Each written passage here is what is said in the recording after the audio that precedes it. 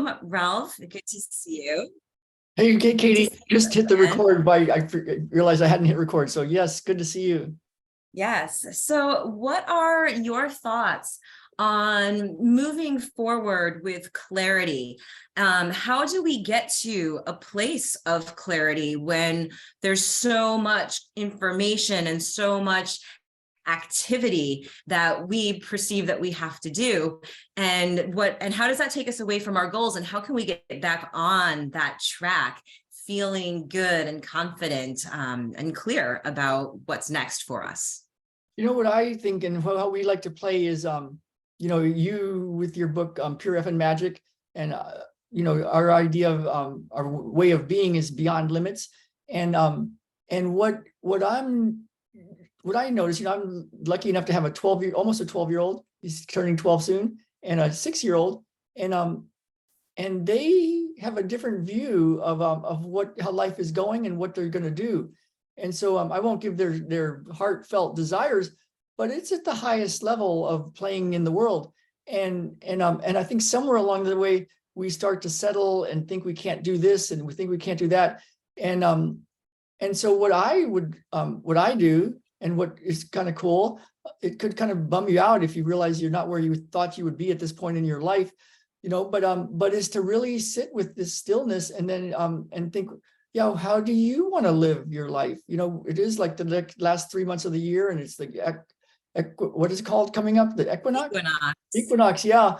And like if you're not where you really want to be, if there's something gnawing at you, one thing to do is to just think about, like, if you were beyond limits, if there was magic, if it's true what the spiritual teachers say about being a god and you have the Holy Spirit in you, or if it's like what the quantum physics people just came out with this year in the Nobel Prize, 3 different groups said every dot of the universe is not really real in the way we think of reality. It's more, every dot is infinite possibilities. You think of the atomic bomb, and there's or the atom, and there's that much energy inside every little atom in us. So it's like, what I kind of like to do is to just go right to the whole thing, the whole enchilada, as we say. Like, what's your real vision? Like a little kid, like, what do you really want? And then we've got some stuff to play with, because otherwise it's like, what's the point? I think, I mean, most people won't do this, and most people will just settle and they'll just do what they're told, and they'll just go like that, and that's okay. But I think it's like nice to really tune in like a little kid again and see, what do you really want first, and then we can figure out that part. Yeah, I feel like this year too has been a lot of that. There's been so much happening in the world, and it's really pulling at our heartstrings. And it feels like it's asking us, like, are we really truly aligned with what it is that we say that we want? And, are we coming from a heartfelt place, a place of pure truth and passion, desire for, creating something meaningful? Or are we going from that headspace, that programming that's telling us, no, this is the way it's supposed to be, this is what you're supposed to do, follow the model, the system that doesn't work, and be miserable? And we're starting to see so many people leaving that mindset and actually following their hearts. It feels like there's just like 500% growth of entrepreneurs in the past couple of years, because this falling into that childlike, again, curiosity and dream-like ability to really create something from nothing, and knowing that there are all of these infinite possibilities when we take the time to slow down and tune in and really create that path for ourselves, right? So what else can we do? What if we don't know? Or what if we're unsure about what it is that we really want for ourselves? How can we get in tune and figure that out for ourselves? Yeah, well, the stuff we use with our clients one-on-one and in our group is a way to like the great spiritual teachers have said, to be still, and just to notice. And that seems to be the first step. And so one thing that we like to do, of course, you and I, is to like we said, think about like if you don't have a vision, it's like you can't even imagine what you really want. What you could go do is imagine how it is right now, and if there's any obstacles in the way right now, like if stuff is causing worry or concern or some sort of suffering or angst or something's not right. Even if you don't know exactly what's not right, if there's something gnawing at you, then that's the entry point. And what we can do at that point is to be still and then to notice. And what we like to do, you and I, with our people, is to be still and notice what's happening, like in your body, and that's a nice starting point. And then at the end of this session, if you like, we can do a little something, and an energetic thing to help people heal and shift stuff. And spoiler alert, it's already happening because we're here. And that might seem audacious and like ego and like, come on, it's like because you and Katie are here, but you literally get paid to be you. And that's what you said before we went on screen. And that's what I get paid to do. And so and one of the benefits is people can be different simply from hanging out with us. And so, if you were to notice something different, what might that be? And then would you notice it? Like, would you notice, wow, the day is different after I just hung out for 5 minutes and then got pissed off and clicked off of those guys? It's like, you might just miss it. Or you might just say, come on, you guys are crazy. What a bunch of egomaniacs. But my suggestion is whatever's gnawing at you, if you're here, something's probably up. And then to be still and notice, and then hang out with us for a bit and see what's different. And we can kind of backfill it in and unpack it for you and tell you how we do this sort of thing and how you can do this sort of thing. But we play, you and I, with real magic. Yeah. And I think also, embodying and embracing that fact that, again, you are such a powerful creator, a co-creator with the universe, and literally anything is possible. And I think that almost that knowing gives us a little bit of focus and clarity, because we want to make sure that we're creating things that are good, that feel good, that are aligned, that are constructive. But then also knowing where we are creating things that are destructive for ourselves. Yeah. And when we take that time to tune in and to really listen and to notice what is really tugging at our heart, then we can take a deeper look into what are our actions, what are our thoughts, what are our words, how do we feel about all of this as we're moving forward? And that gives us a lot of clarity as to whether or not we are in alignment with who we say we want to be, and calling in, again, those energies, those opportunities, those resources that continue on that path. And I think that also when we start listening to the negative self-talk or the naysayers, or, even people who want to compete with you or tear you down for whatever reason, or they don't believe, when we run into these things, we can notice where we're still holding resistance for ourselves and where we are unclear about what is our truth, because it's very easy, again, to be swayed by somebody else's persuasion, right? And the way that they see the world and the way that they explain it, because perhaps, again, it's herd mentality, where when you have this outsider's sort of understanding and opinion, then maybe you start to doubt yourself or say, maybe I am really crazy thinking that miracles and magic and all of this woo-woo stuff can happen. But when we are willing to get clear about our truth and what we believe, then it becomes it gives us more empowerment. It gives us more confidence. It gives us more courage to step out as that version of us who is rooted in the truth. And the deeper we are rooted in the truth, I feel the more clarity shows through for us, in the sense that we are not afraid to be us. And going back to what you said, we get paid to be us. And it's a wonderful, wonderful feeling.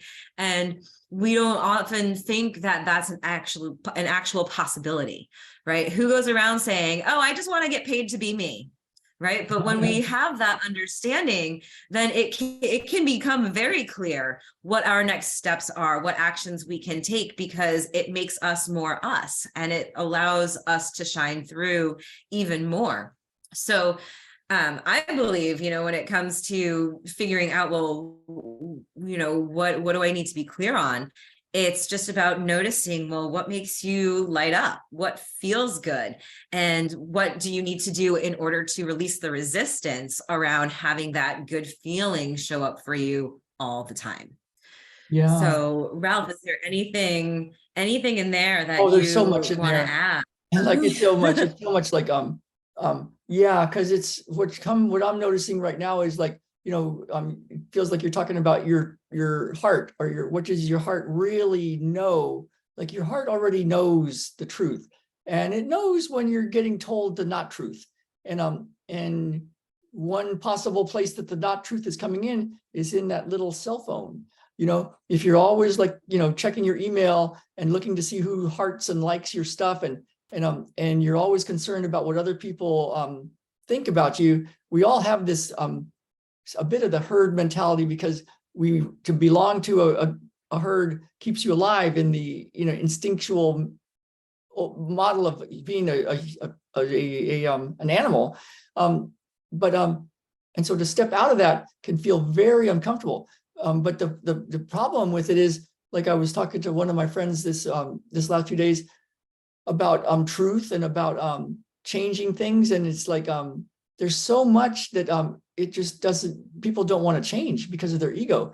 And so if a whole group is doing things a certain way, and they've been doing it for years, and they get data that, hey, that's not as efficient, or that was actually not true, there's a better way to do it. And I can give a lot of examples. You guys know the examples of how long it takes for something to change.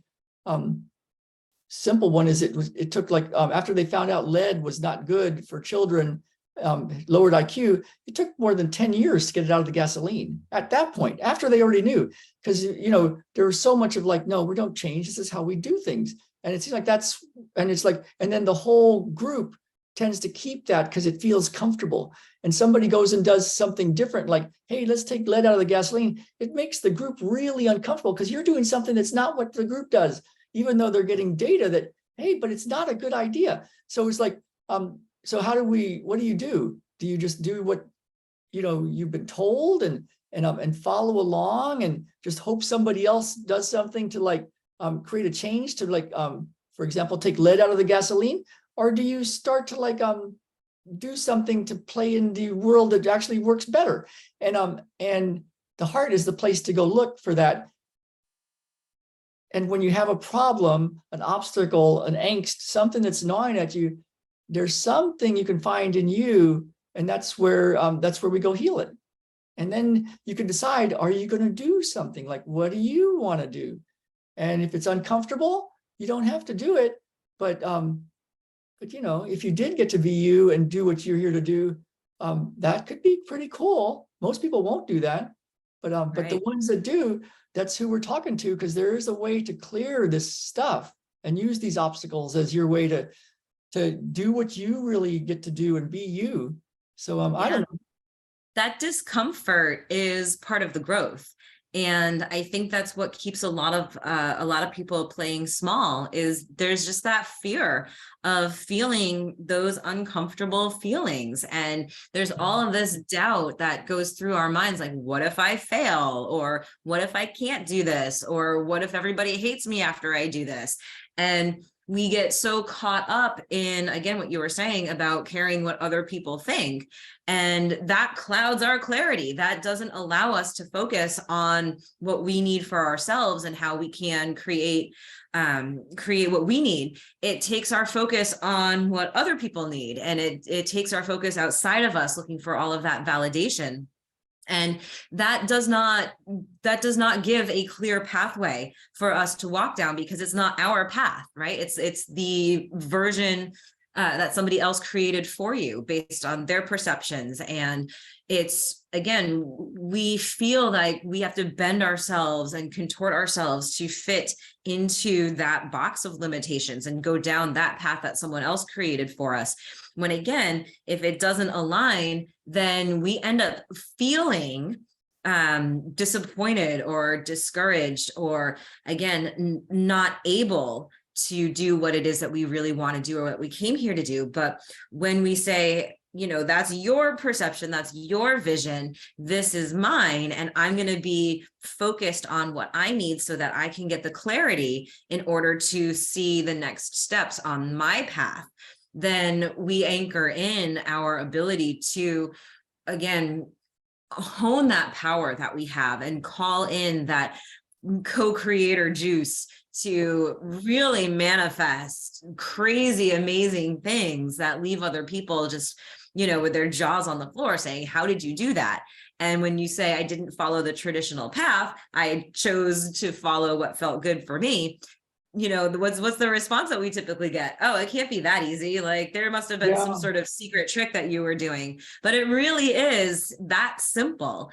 And when we take the time to clear out that resistance, then that focus and that clarity for what's next has the space to come through. Yeah, it's kind of like, you know, if you were walking outside a grocery store and you didn't know who Bob Dylan was, some of you might not know who Bob Dylan was, or Willie Nelson, and they're singer-songwriters, you know, but if you didn't know them and you walked by and you heard their voices, they're kind of like weird little voices with weird little songs. You might just walk right on by and walk right back out. You might not even put a couple bucks in their hat, but you know, they didn't think they were so small, and so it's like, can you do that, or is that too audacious? Is it just too crazy to think that maybe you can be like a little kid, you know, and just like have a dream like that and then actually go for it? So yeah, I feel like they're already, everybody that's watching right now, you know, it sounds crazy, I know, to some people. To some it's like yes, yes, yes, but it's like you're soaking in it, you know, you're soaking in it. I did had a conversation a while back with somebody, and that had a certain physical problem, and we were talking, and she was deciding if she was going to work with me, and then I got an email back later and said that her physical condition was much improved just after chatting with me, and so that intrigued her, and she's going to continue with me to help achieve her goals and what she wants in life, and so in a similar kind of way, you guys are all soaking in this thing. And if we want, Katie, we could do a little something just to like let them see. They're already experiencing it. They just might not know it yet. But we could do a little something right now, or we could just I put the link to where we play in a big way every day, 5 days a week with this, and help people achieve their dreams, heal their life, heal their health, and start down the path of what they really want. It's what we do every day. So they got the links there, but we don't have to like play anymore, but I don't know. What do you feel like? What do you see? You've got, what's the name of your book that's coming out again? So yes, my next book is Lessons from Earth School. Lessons from Earth School. Yeah, I love that. Yeah. And it does get into a lot of these topics actually on how to, well, basically live life on your own terms, because, you know, we don't get a manual down here. And again, like we are programmed with so much that stands in the way of us recognizing our greatness. And I think that just the more that we can honor these things about ourselves, use these truths that we find out from, again, just being consciously aware of the experience we're having in this physical reality, you know, and taking the time to again, work on and clear away all of that resistance to being the truth of who we are. You know, this is what we do in our group. And again, being willing to clear out that resistance to who you are is what really makes you that role model for the rest of the world, and gives other people that, you know, that unconscious permission, as Marianne Williamson says, to also do the same. And when we take the time to heal ourselves, then we are also helping to heal the entire collective. And that's really the importance of doing what it is that we do, and the importance of also for everyone who's watching, for everyone on the planet, even to really be who you are, because again, that's helping to heal the entire collective. And it starts with us. Nobody can do it for us, but we can have guides, and we can have mentors, and we can have support around all of that healing work that it takes to fully remember who we are, and so we kind of set something up before we even hopped on. And I feel like that's still working, because I have felt the energy shift several times throughout this short conversation.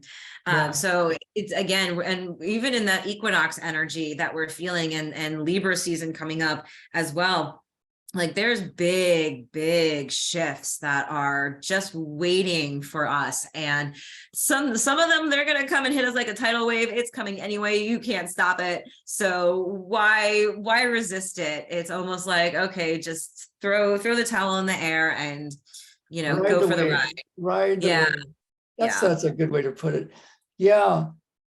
Well, that feels really good. Let me go see what's going on in the group. There's a nice Connie Ann. Thank you. Yeah. So that's kind of been what's going on. And again, energetically, we're talking balance is trying to come in for us, but we just have to notice where we are still holding on to our old ways of thinking, our old ways of being, a lot of our old physical stuff as well. I feel like a lot of people are getting that whole like purge sort of energy, myself included, but this is the time to get yourself set up your fall garden, if you will, with those intentions, those new intentions for the rest of the year, thinking forward to also what do you want to see happen for you next year? Like, what do you want to continue to grow over the next 6 months? I think it's important to have, again, a little bit of clarity on the direction you want to go, so that all of this energy is coming in can be directed in a constructive way for us as we, again, work to write that next chapter. And everything changes. And when we can kind of go with the flow and just allow those changes to happen without judging, without fear, without doubt, without worry, and just know that everything is happening for us, right? My favorite thing from Abraham, everything is always working in my favor. And just knowing that whatever is happening is helping us to become more of who we are. And that's really where your power is. That's where the clarity is. That's where all of the magic happens. So your mission, should you choose to accept it, is to embrace and embody who you are becoming, and who you have been. So Ralph, is there anything else that you would like to add before we sign off? It feels perfect. Yeah, so I just encourage people to notice what you notice in your physical body. Are you different from hanging out with us if you're still here watching?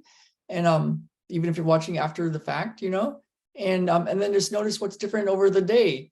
And you might just kind of notice it and go, wow, that's different. Whether you can say it's because of hanging out with us or not. But if the more you hang out with us, you could kind of do it as a little test and see. And if this speaks to you, if it calls to you, find us, Katie Cavenagh, Ralph Havens. I've got our links everywhere that we're going to post this, and we do this healing every day. So yeah, so good to see you, Katie. It's just awesome. Yes. So thank you everyone for joining us. Let us know what has been most valuable to you in the comments, and we will see you next time. Bye-bye.